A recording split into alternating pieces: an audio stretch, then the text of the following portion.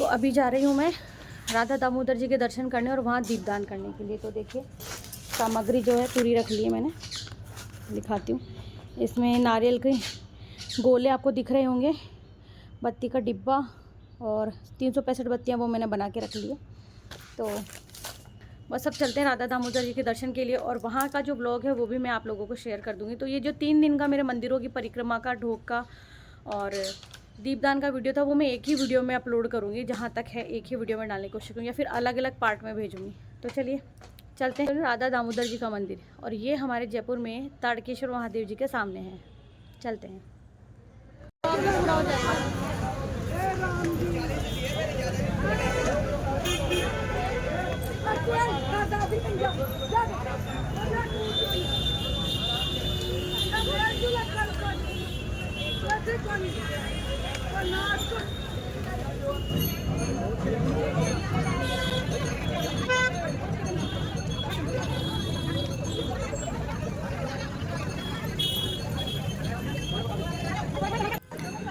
तो ये व्लॉग है आंवला नवमी के दिन का, और यहाँ देखिए आप देख रहे होंगे ये राधा दामोदर जी का मंदिर है, जहाँ बाहर 365 बत्तियाँ, 108 बत्तियाँ और राई की कटोरी भर के मिलती है, और ये एक ब्लाउज़ पीस जो इस पर रख के दिया जाता है। सुहाग की सामग्री नहीं है इसलिए मैंने यहाँ से नहीं लिया था, मैं अपने घर से पूरी तैयारी करके फिर मैं बैकुंठ चतुर्दशी के दिन ही अर्पित करूँगी, क्योंकि मैंने यहाँ से लिया था आंवला मैंने लिए थे चांदी के, और बैकुंठी मैंने ली थी, और ठाकुर जी के लिए दातुन लिया था चांदी का, और मैंने लिया था थिंक कुछ और भी लिया था। ये तीनों चीज़ें मैंने अर्पित की थी। तो जैसे कि मैं आपको बता देती हूँ यहाँ पे, और अच्छा ये मैंने अंकल जी से बोल दिया था, अंकल मैं वीडियो बना रही हूँ उसका। तो आप जैसे कि देख रहे हैं यहाँ पॉलीथीन में, यहाँ इन थैलियों के अंदर आप मानते हैं कि थोड़ी पतली पतली होती है चांदी की, लेकिन इसमें पूरी बैकुंठी होती है। वहाँ हस्बैंड कैमरे को देख करके बाय कर रहे थे, और मम्मी का इंतज़ार कर रही थी, क्योंकि मम्मी ने भी कार्तिक स्नान किया है, तो दोनों साथ में ही हम लोग मंदिर के दर्शन कर लेते हैं।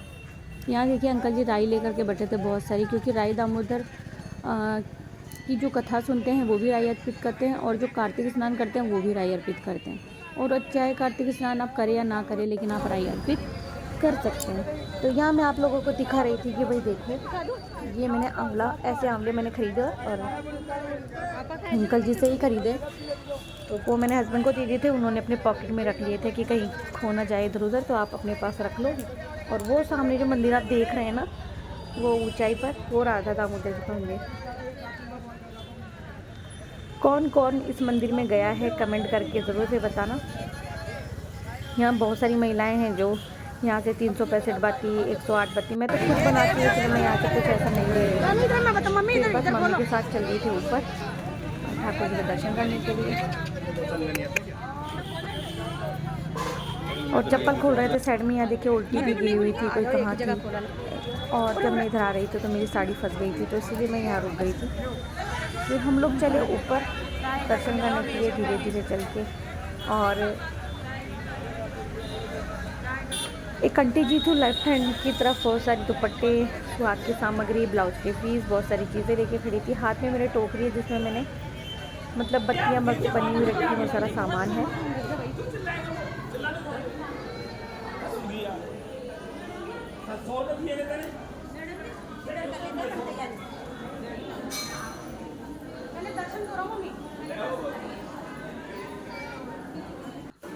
तो उस वक्त तो मैंने जैसे तैसे करके एक एक करके व्लॉग बना लिया था, लेकिन वही ना एडिट करने के लिए समय भी चाहिए होता है। सब लोगों को शायद देखने में ऐसा लगता हो कि काफ़ी समय है, तो मैं बता दूं कि इतनी सेवा, घर का काम, और बीच बीच में हारी बीमारी यानी कि तबीयत वगैरह ख़राब होना, परिवार में सभी के साथ में होता है ऐसा, हस्बैंड के साथ, कभी मेरे साथ, कभी काना, और संभालने वाला हम तीनों ही एक दूसरे को हैं।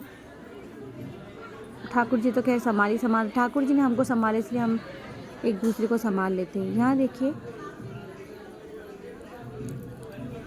मैं और मम्मी स्वास्तिक बना रहे हैं।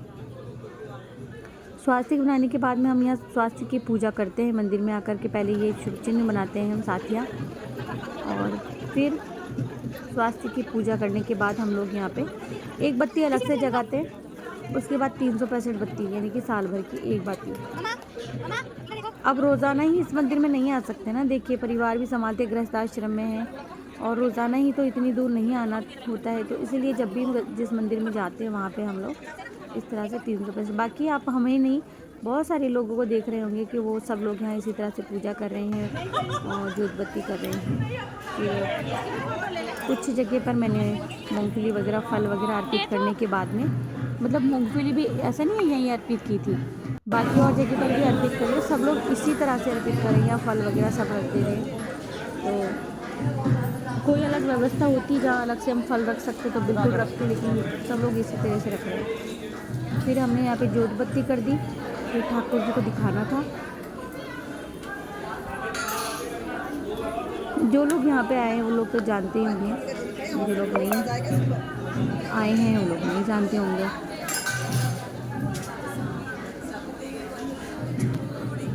फिर यहाँ हम लोग दियावती कर रहे हैं। दियावती करने के बाद में आरती उतारना बहुत ज़रूरी होता है, तो पहले हम लोग सोच रहे थे कि खड़े हो जाते हैं यहाँ से।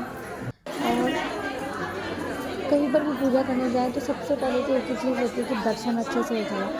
जिस चीज़ के लिए आए हैं अगर वो नहीं हुई तो कोई मतलब नहीं बनता। फिर यहाँ आप देख रहे होंगे 32 स्टैंड है, और जैसे कि कार्तिक मास चल रहा है तो अभी थोड़ा भरा हुआ रहता ही रहता है। वैसे तो भले नहीं रहेगा, खाली रहेगा, चाहे इतना नहीं रहेगा भरा हुआ, लेकिन पर एक लोगों की मैं एक गलती बताना चाहूँगी यार। यहाँ देखो आप केले के पेड़ का गमला देखेंगे पूरा काला हो रहा है। लास्ट में जब हम लोग यहाँ से करेंगे तब आप देखना, मतलब इतना ज़्यादा कंडीशन ख़राब थी। ये देखिए यहाँ पर और जो लोग बत्ती लगा रहे थे ना नीचे, उन लोगों पर 32 स्टैंड होने के बावजूद आप देखिए इतनी गर्मी उन्होंने फैलाई हुई है। नीचे पता नहीं क्या था, मुझे कुछ समझ नहीं। तो पूरा काला होके रखा है, पूरी जगह पे काला हो रखा है। मेरी परिक्रमा कुछ यहाँ पे हमारी 108 परिक्रमा पूर्ण हो गई थी और दर्शन करके आए थे अंदर। तो कान्हा की छुट्टी थी क्योंकि संडे था और हमने संडे के दिन ही किया था। इस बार जो आंवला नवमी थी वो रविवार के दिन की थी।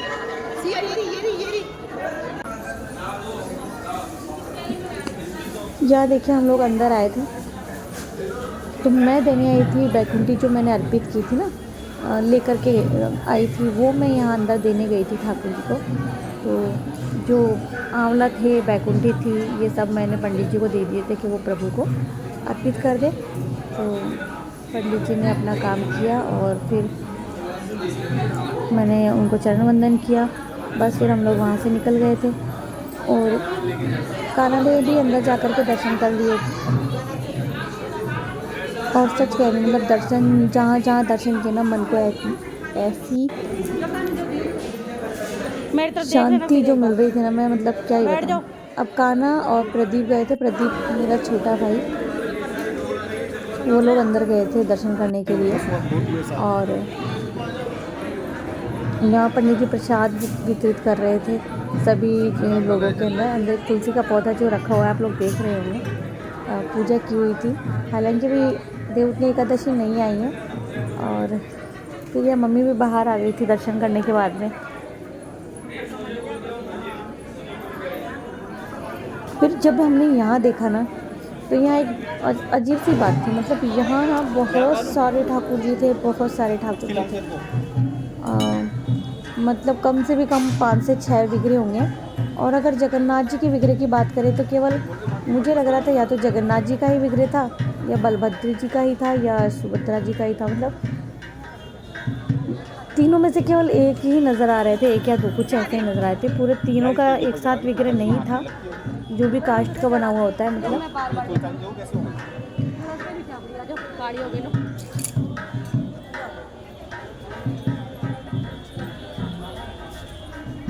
धीरे धीरे आना,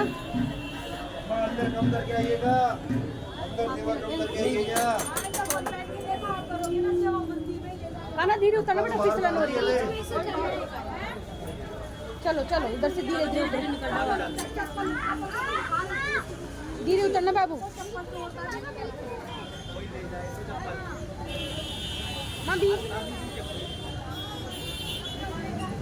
मम्मी धीरे उतरना।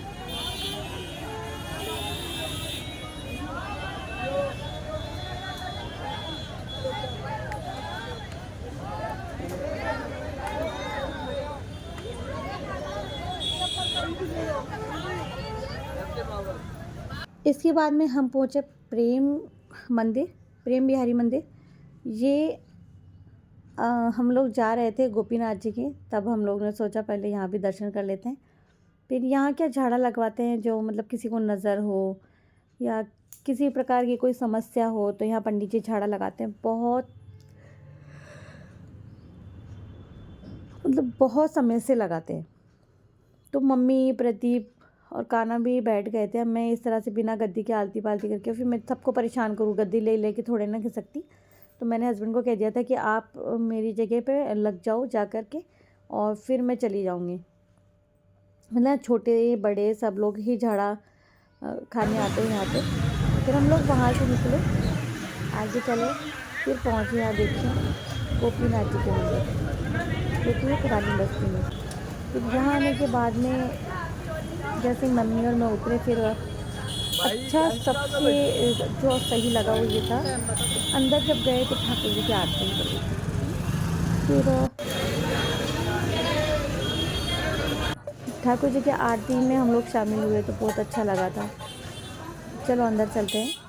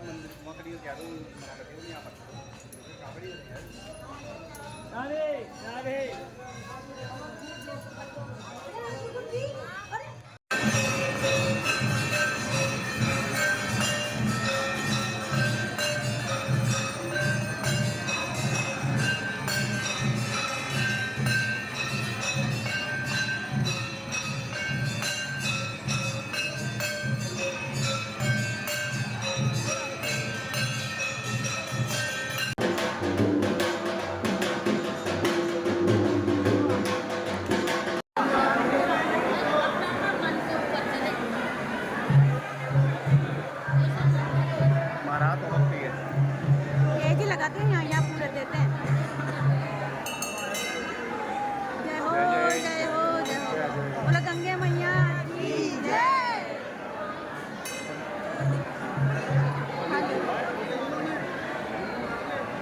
अब यही ठहरे रहो, अपन आगे चल के पूजा करेंगे।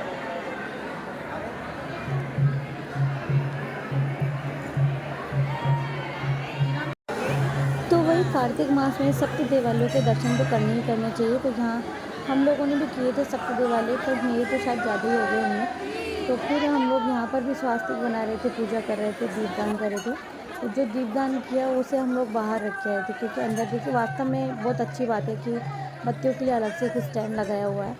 और फिर यहाँ भगवान को लगी थी शायद 56 भोग की झांकी लगी थी उस दिन, आंवला नवमी वाले दिन। तो ठाकुर जी का जब श्रृंगार वगैरह हुआ उसके बाद में हम थोड़ी देर वहीं रुके थे, भजन भाव का आनंद लिया हमने। और इसके बाद में हम लोग वहाँ से निकले थे। अब हस्बैंड ने, कान्हा ने, इन्होंने कुछ भी नहीं खाया था। ये लोग भूखे ही थे, भैया वगैरह सब लोग भूखे थे। व्रत मेयर और मम्मी का ही था केवल।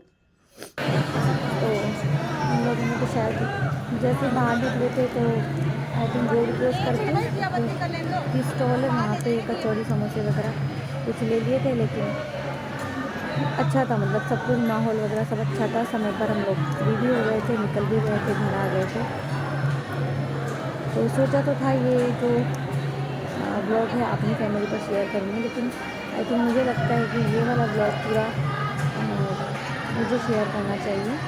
पूजा पाठ वाला है तो कद्दू गोपाल की सेवा धर्मस्थी का, तो जहाँ तक जितना मुझे इसमें शेयर करना चाहिए मैं इसमें करूँगी, बाकी इसमें मैं कर दूँगी जितना करना है। ये देखिए अब दोनों ही जन हम लोग आरती उतार लेते हैं ठाकुर जी की, गोपीनाथ जी की। अगर आप लोग जानना चाहते हैं इस मंदिर के बारे में तो सर्च कीजिएगा गोपीनाथ जी टेम्पल जयपुर। और उनके हाथ में एक घड़ी है जो कि अंग्रेज़ ने उनके हाथ में बांधी थी, क्योंकि वो घड़ी केवल और केवल पल्स से ही चलती है, धड़कन से ही चलती है। तो अगर ठाकुर जी के शरीर से भी घड़ी उतारते तो ऐसा बोला जाता है, ऐसा कहा जाता है कि वो घड़ी बन के रुक जाती है और जैसे बांधते हैं तो चलने लग जाती है, ऐसा कहा जाता है।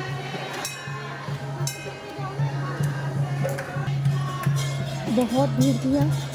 जैसे तैसे हम लोग बाहर पहुँचे और बत्ती स्टैंड में हमने बत्ती लगाई थी। बाकी तो और दिन तो हम लोग जाते हैं तो केवल दर्शन करके आ जाते हैं, बत्ती नहीं लेकर के जाते हैं। लेकिन अभी तो हम लोग बत्तियाँ लेके गए थे 300 पैसे। मैं मम्मी को ढूंढ रही थी कि मम्मी कहाँ है, भीड़ बहुत थी तो हम लोग थोड़ा बिछड़ ही गए थे, इधर उधर हो गए थे।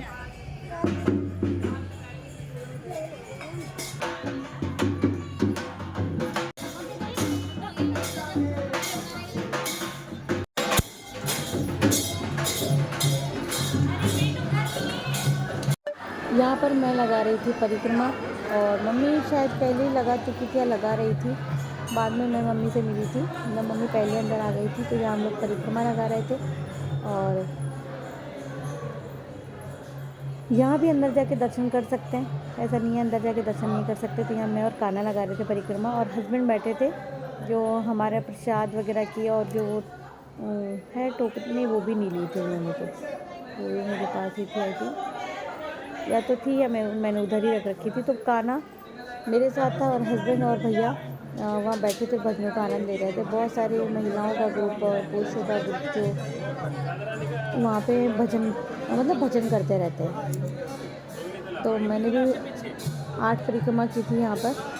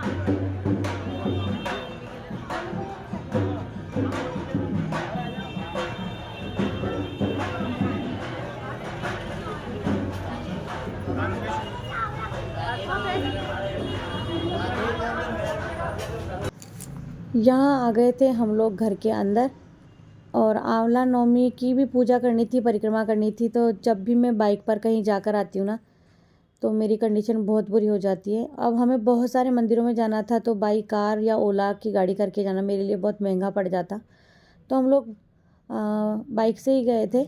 लेकिन इस वक्त जब मैं बाइक पर जाके आती हूँ, चलो ठीक है, मैं मानती हूँ कि पहले जितनी तकलीफ़ मुझे कमर में नहीं है, लेकिन अभी पापा मम्मी की शादी की सालगिरह पर जो मैंने कांड किया है ना, सच्ची बता रही हूँ, मतलब मैंने जानबूझकर बहुत ज़्यादा हैवी वाला डांस किया था।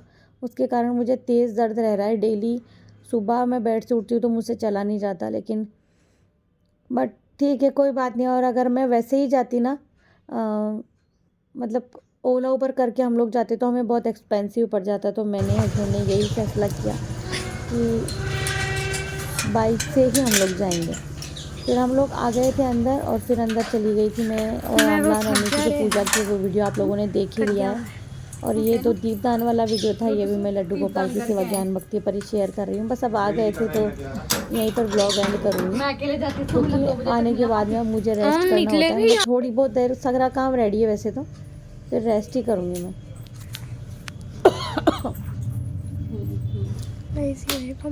तो हम लोग जा करके आ गए, मंदिरों के दर्शन हो गए, राधा दामोदर जी के हो गए, गोपीनाथ जी के दर्शन हो गए हैं, और प्रेम बिहारी मंदिर के दर्शन हम लोग करके आ गए हैं, और दीपदान भी हर जगह करके आए। तो बस जहाँ तक है अब मेरा 7 मंदिरों के दर्शन का पूरा हो जाएगा, जो 7 धाम है भगवान के, धाम है सॉरी।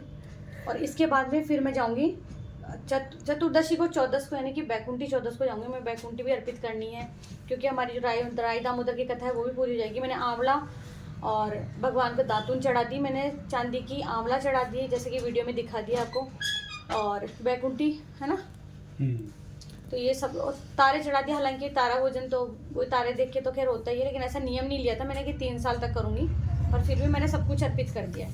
और ये गोपीनाथ जी मंदिर से प्रसाद पंडित जी ने दिया है, तो लो जी प्रसाद ले लो।